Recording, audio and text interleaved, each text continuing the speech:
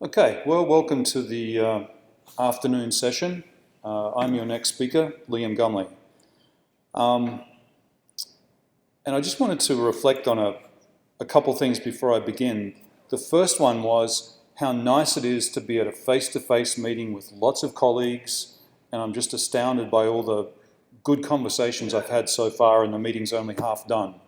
So, thumbs up to face-to-face meetings.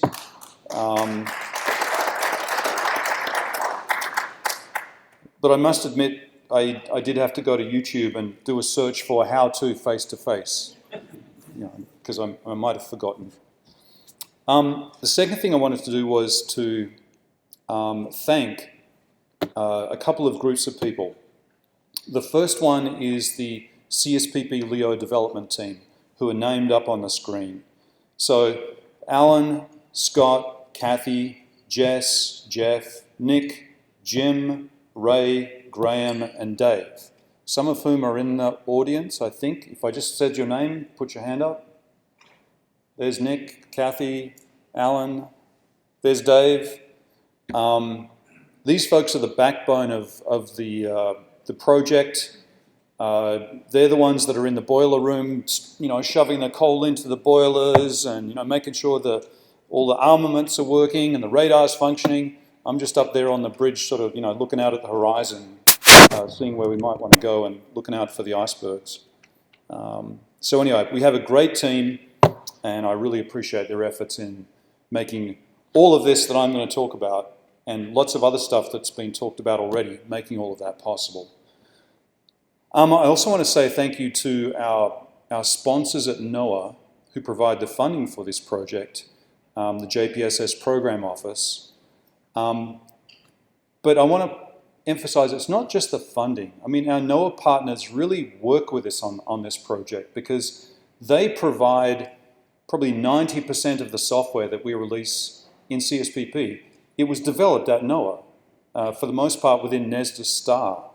So their developers work with us in terms of delivering the software to our team, helping us to make sure we've built it and tested it correctly.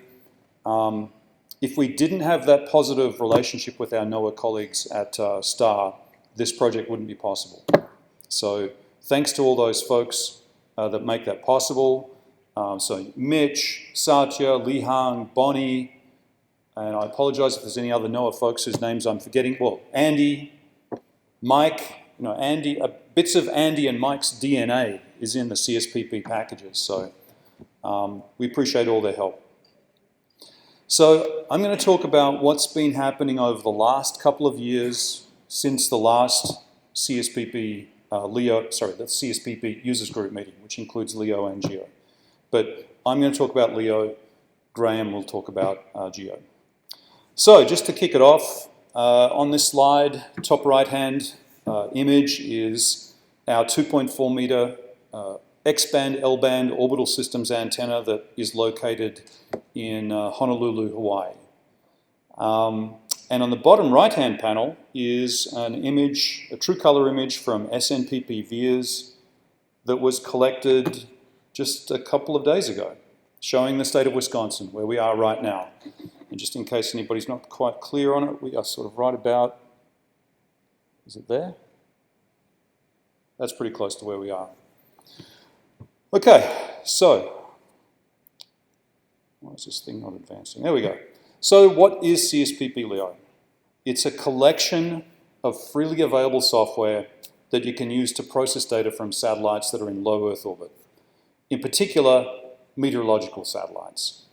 I'm trying to think if there's any exceptions to that rule. No, I think that's pretty much the way it works.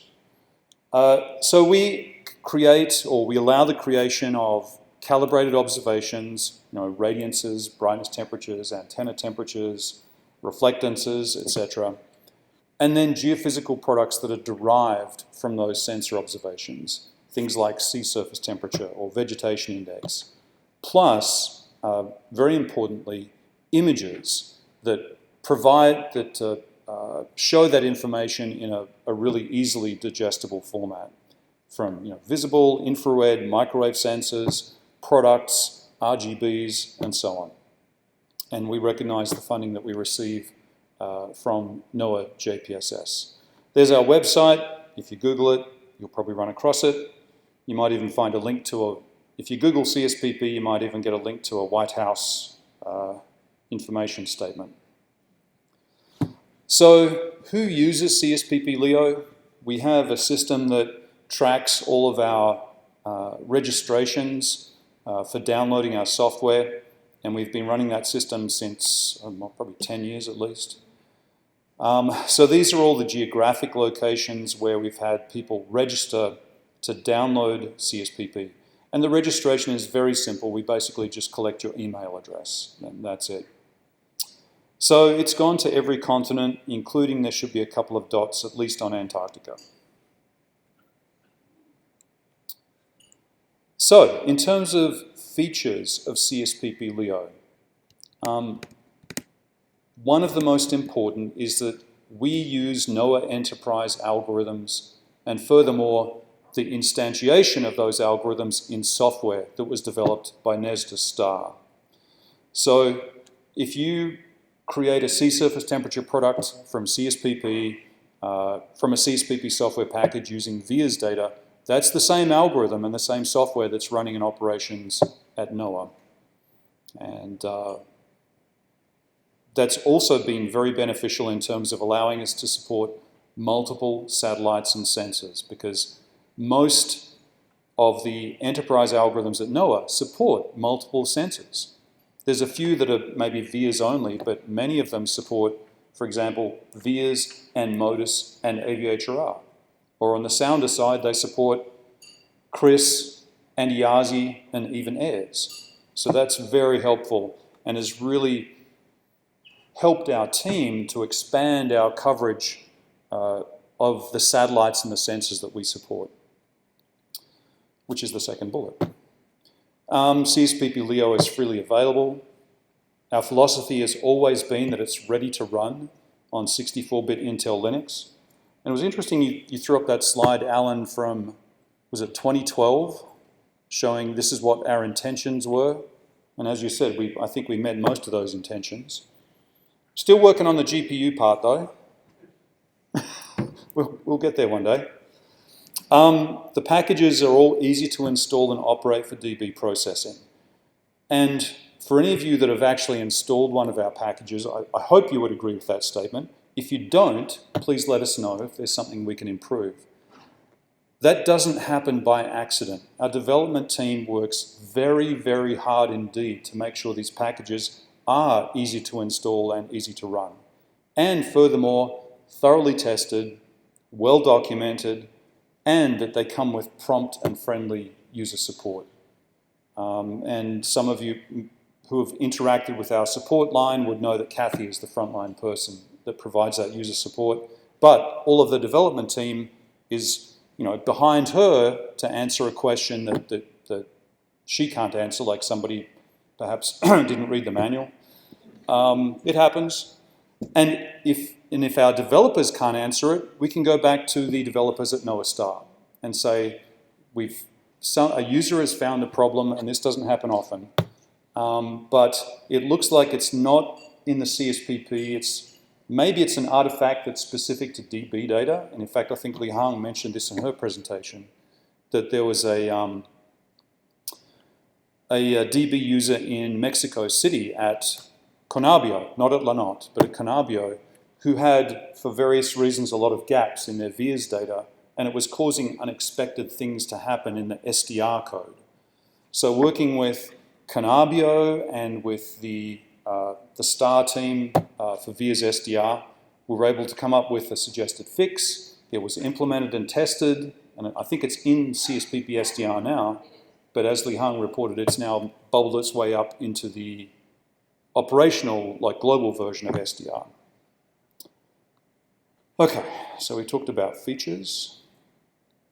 So in terms of satellites that we support today, now this is not necessarily satellites we might have supported in the past, but this is what we support today. So obviously we support NOAA 20 and SUMI NPP, and that means VIIRS, CRIS and ATMS today, but I'll tell you a secret. OMP support is already built into the current SDR package, which is SDR version 3.3, And we are currently working on preparing NOAA OMPS Level 2 product generation software for release as part of CSPP. So OMPS support is coming soon. We support MEDOP B and C, all of the sensors on board those satellites, and we wished a fond farewell to our old friend MEDOP A last year. Even though it's sort of circling up there, and it will be for many years, like a ghost that won't go away. NOAA 18 and 19 we still support. Now obviously some of the sensors on NOAA 18 and 19 are not quite working at their full potential, but nevertheless we do support them. We do support Terra and Aqua, MODIS and AIRS. However, I think it's been mentioned already in this meeting, I'll mention it again. The word that I've been hearing from NASA headquarters people is that Terra and Aqua will be decommissioned by the end of 2023. Now, don't spread it around that Liam said so. That's just what I'm hearing. If you want definitive information, I could give you the names of some folks to contact. But that's the story I've heard so far. In like 2 or 3 different meetings where the headquarters folks said, we need to save the money that's being used for operating those spacecraft. And to be honest, I mean, Terra's been up there for more than 20 years. It's completed more than 100,000 orbits. So the community's gotten great value out of them, but they're not going to last forever. We also support GCOM W1, in particular the AMSA2 microwave sensor, and we support creating imagery from MERSI-2 on FY3D. And we're very much looking forward to receiving and processing FY3E very soon indeed. And Alan already talked about the efforts that are going on in-house at SSEC to support creating retrievals from the HIRAS sensor on board FY3D and FY3E. So in terms of products that we create,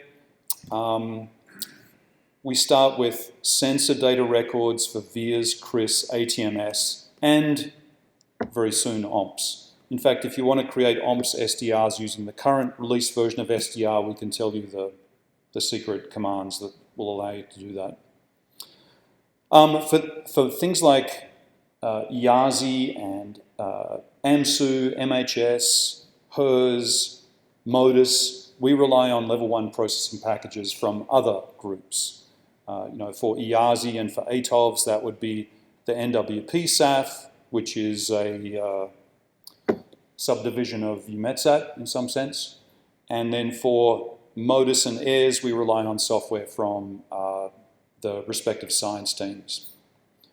Then for imagery, we have a fabulous tool in CSPP LEO called Polar to Grid, and I believe Dave will be telling us more about that, or Kathy, perhaps. Someone will be telling us more about that.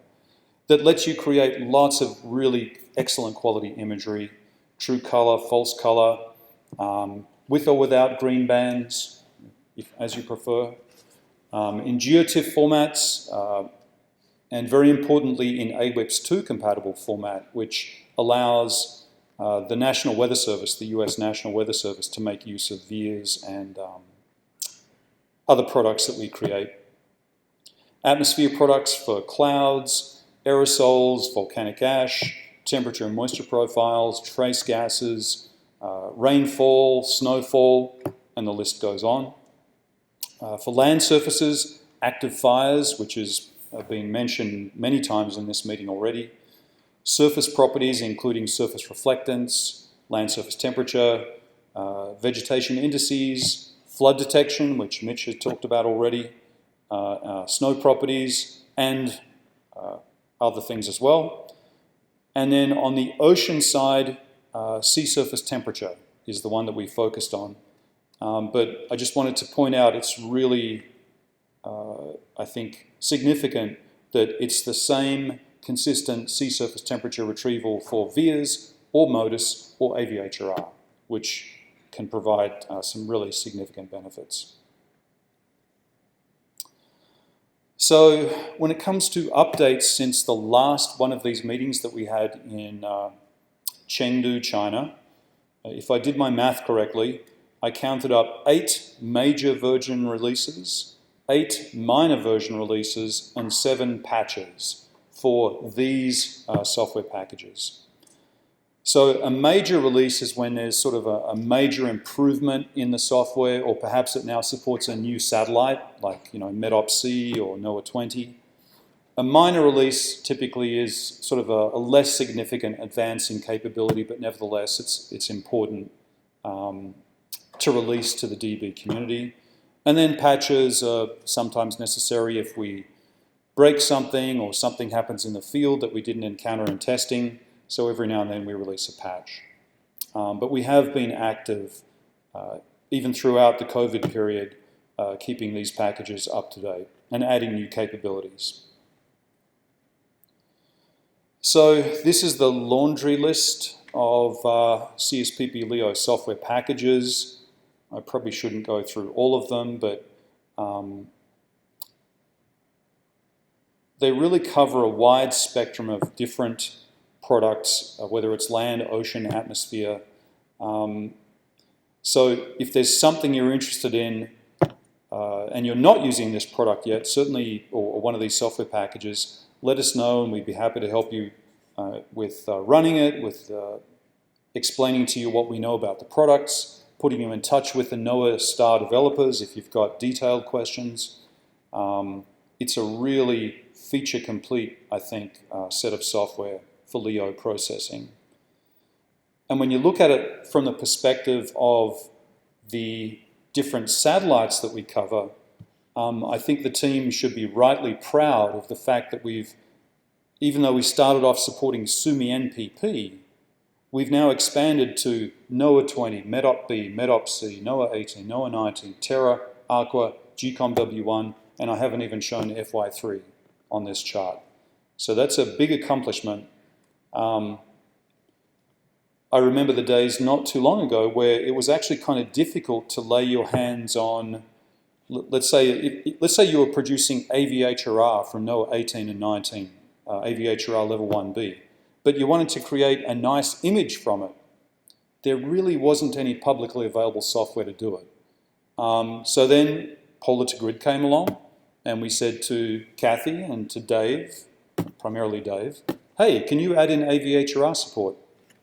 All of a sudden, you've got these awesome images for AVHRR, and in fact, you can make infrared imagery that looks very similar from AVHRR and MODIS and VIIRS on the same projection, the same resolution, the same overlays, and doing it all using freely available Python software. So, normally in these talks I go over each one of the packages and describe what it does and its features. I thought I'd take a slightly different tack for the second half of this. How much time do I have left, by the way? Excellent. I'm just going to talk about some different aspects of CSPP that at least I've been thinking about over the last couple of years, or that the team's been working on, because that's mostly what I do, is just thinking, to be honest. I don't do any of the programming. So the first topic that I thought I'd just talk about is, how does our LEO team, based here at Wisconsin, get the software from NESDIS? And Bonnie and Li Han can correct me if I've got this wrong, but I think this is the way it happens. So it starts off within NESDIS star. There's a science team that develops an algorithm and implements that algorithm in software. Let's say they're going to retrieve sea surface temperature.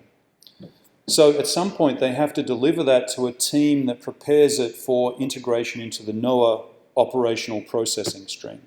And that team is called ASSIST, A-S-S-I-S-T-T. So the science team hands it off to ASSIST. They prepare something called a delivery algorithm package, and that thing is designed to be deployed in the NOAA operational processing stream that handles all the VIIRS data all the time, for example, or the CRIS or ATMS or what have you. So that package goes off to NOAA operations, but the ASSIST team also logs into a server that we provide here at UW, and they install and build and test that delivery algorithm package on our server.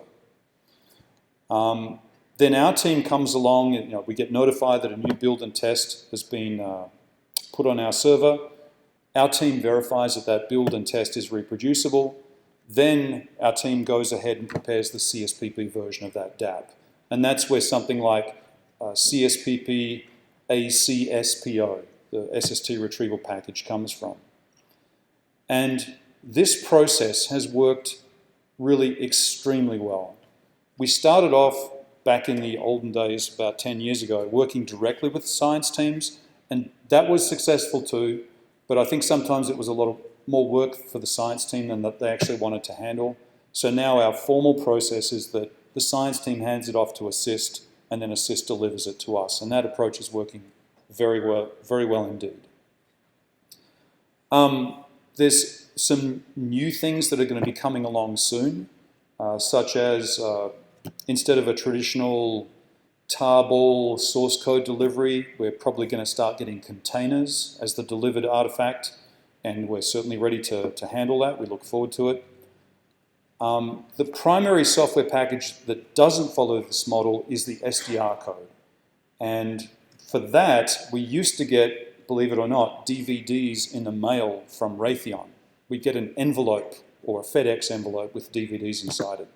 But nowadays we get it from the OSPO FTS web portal, which I think Seth mentioned earlier in his presentation. And that process works very well.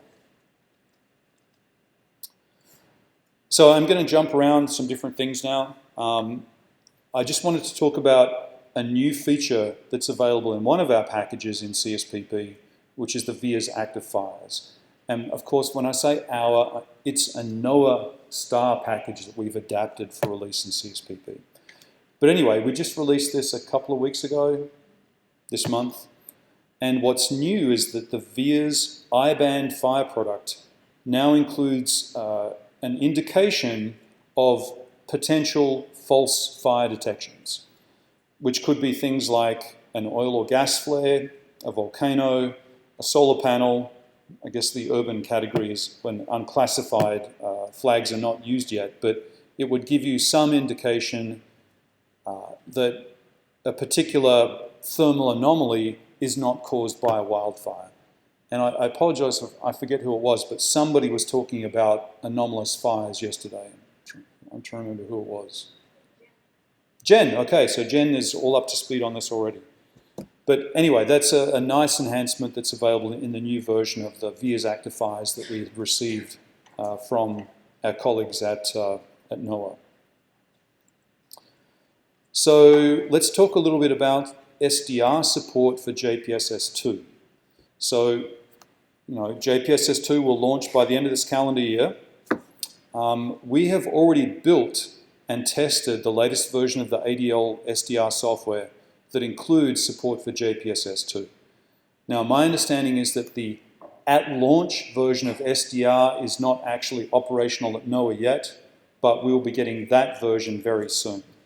But we already know how to build and test the version of the SDR software that supports J2.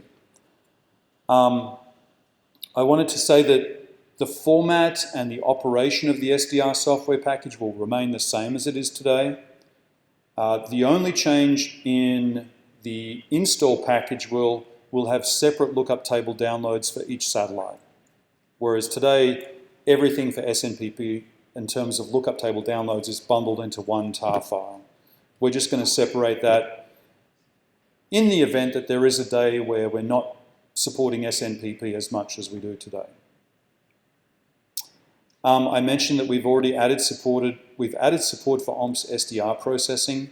We haven't advertised it yet just because we didn't have a level 2 OMPS package ready yet. So as soon as that package is ready, we'll let people know how to turn on OMPS SDR. For the SDR package in particular, we are sticking with CentOS 7 as the supported platform. You can run it with, as some of you would be aware, you can run it with Rocky Linux 8 or Red Hat 8 or Red Hat 7. With a bit of work, you might be able to get it to work on Ubuntu or another release. And I'll talk a bit more about operating systems in just a second.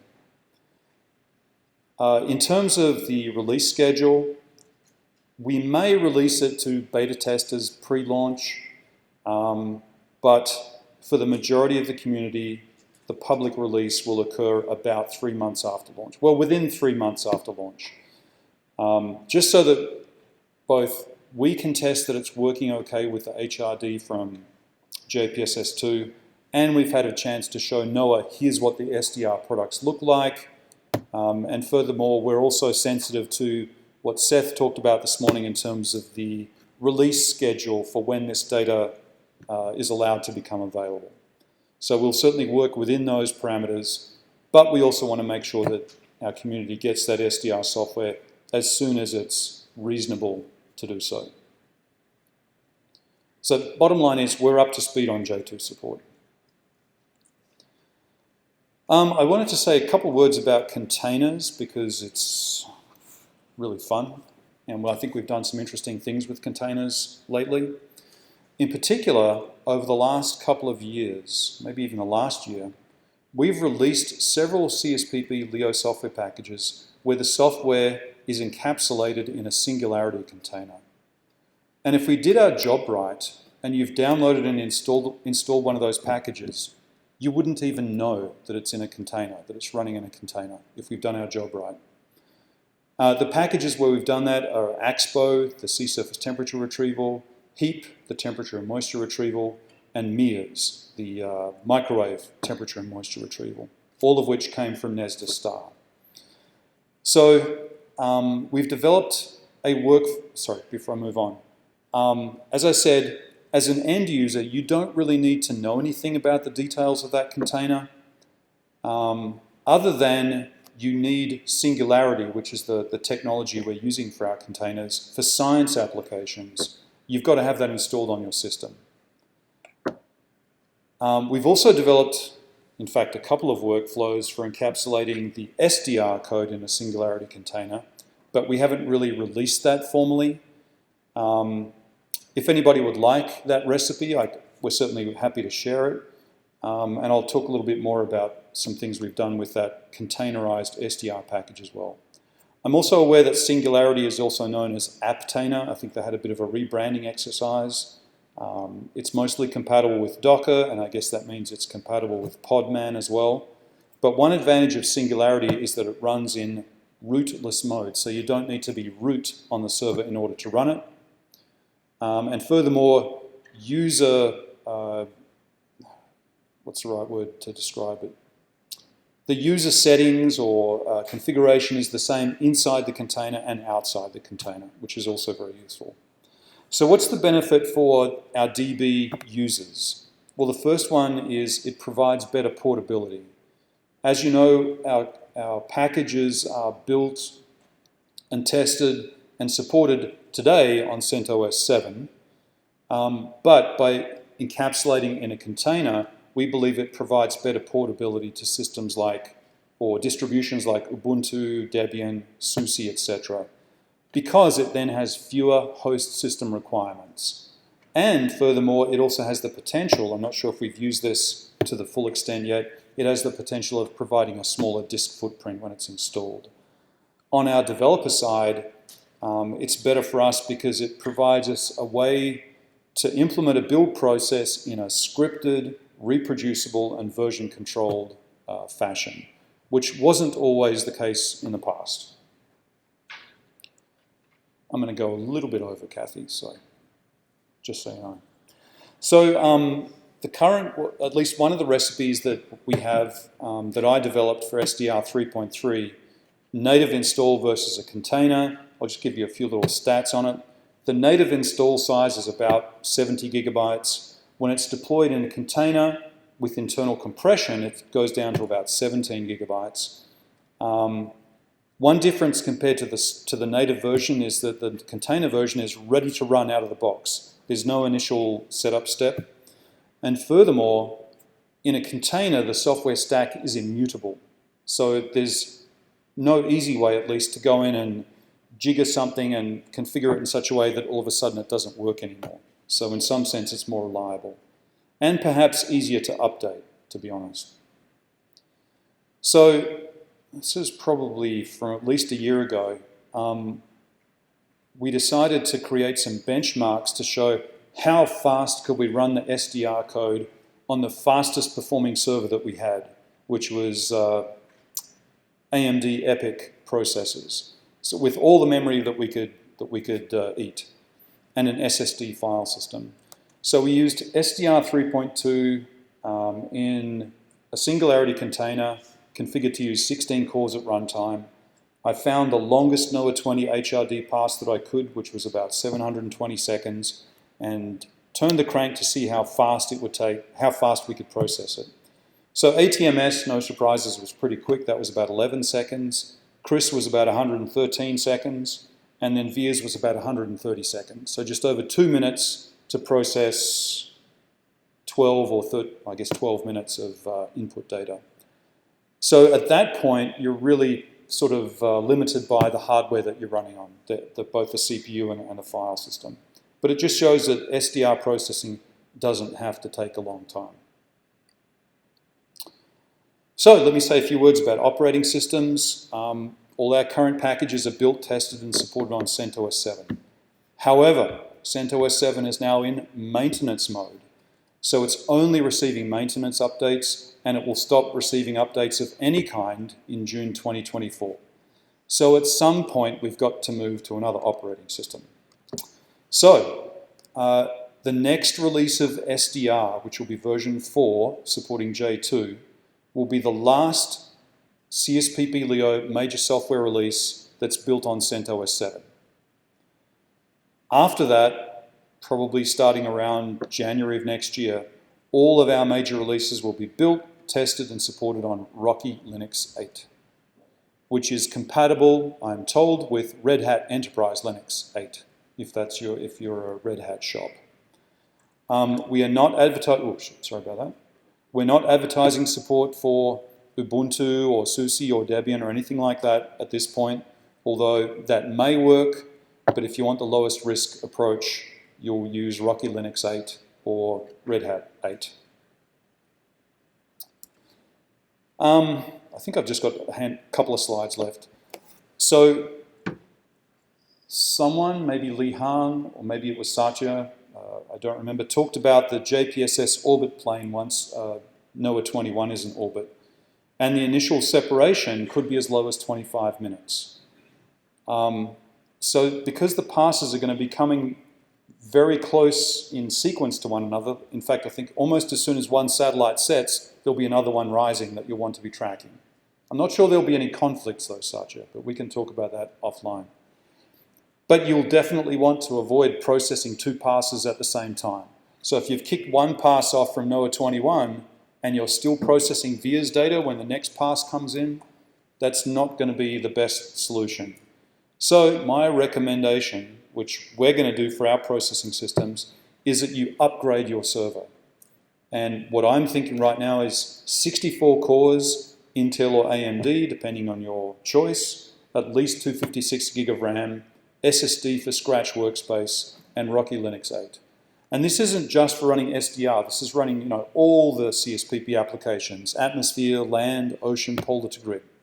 Don't go cheap. Get yourself a strong server. Your life will be better. All right, so now just a couple of images before we call it a day. So here's some nice imagery that we actually just received a couple days ago.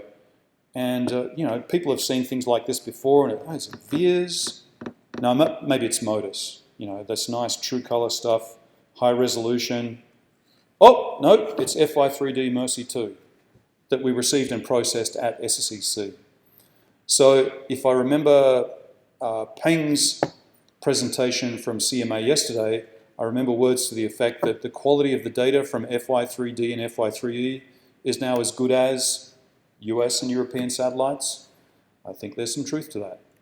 I mean, if you can't tell the difference between a Mercy 2 image and a Modus image and a VIIRS image, something good is happening on the FY3 side. And then I just wanted to throw this one in as sort of a specialized application of polar to grid. Oh my goodness, sorry about my spelling up there. That's the Australian spelling of automatic, actually. So if you configure and deploy polar to grid in the right way, you can create automatic storm-centered imagery from your DB data. And this is over Tropical Storm Elster This data was received at our station in Miami back in July of last year, about a year ago.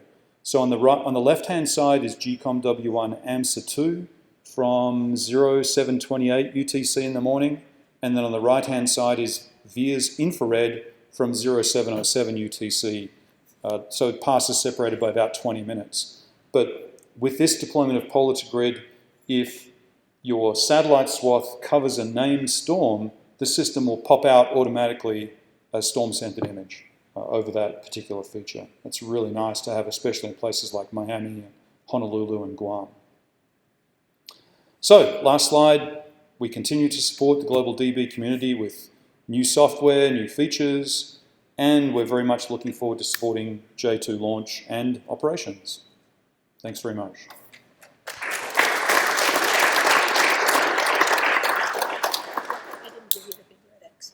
Thank you, Liam. So we're here for CSPP. We have time for questions. Anyone have any questions they want to ask Liam?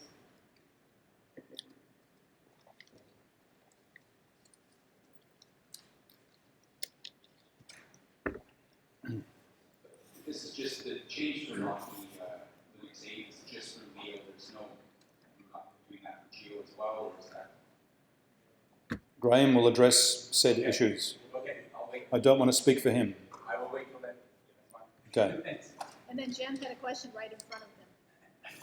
Well, this gets along the lines of gossip, but with Terra and Aqua, will direct broadcast, will the entire system be decommissioned? That's my understanding, yeah. Other questions?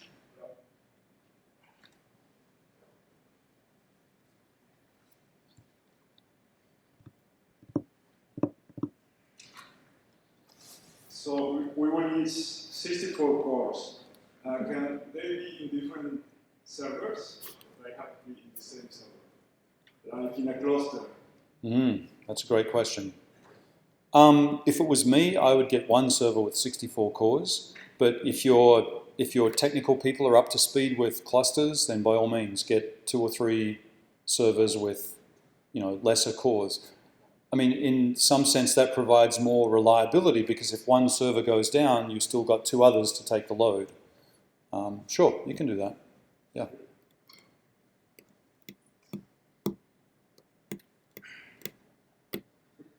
Kathy must have guessed that I had a question because I was pointing over here. Do you plan to publish your containers to a container registry so other people can consume them? If somebody on my team can figure out how to do that, then yes. I think I see some nodding. Sure. I mean, it might be an internal container registry perhaps. Whatever you want to do. There we go. That's the right answer.